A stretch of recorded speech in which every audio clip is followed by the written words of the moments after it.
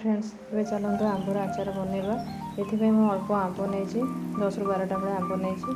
ये आंब को भल भाव प्रथम धोईदेवे धोई सारापर एमती 4 फाड़ कर काटेंगे कि तलपट लगे रखिए यापर भितर कोईली टाकुआ को भल भाव काढ़ी पुणी थे भलसे धोईदेवे जमी किसी भी भितर लगिकी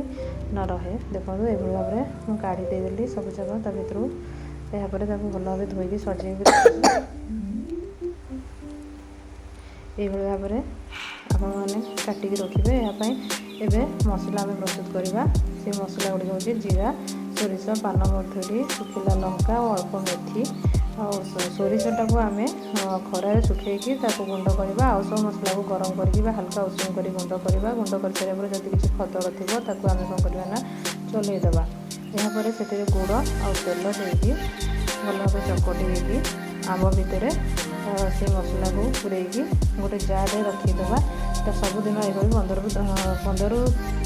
20 दिन पर्यंत थाली काढ़ी सुखेवा सुखे सारापर देखो मु प्राय 15-20 दिन सुखी सारापर मो आचार प्रस्तुत हो सारी तो केते सुंदर देखा जाउछि यापर सुखे सारापर आम गोटे काच जार सजा कर रखी पार।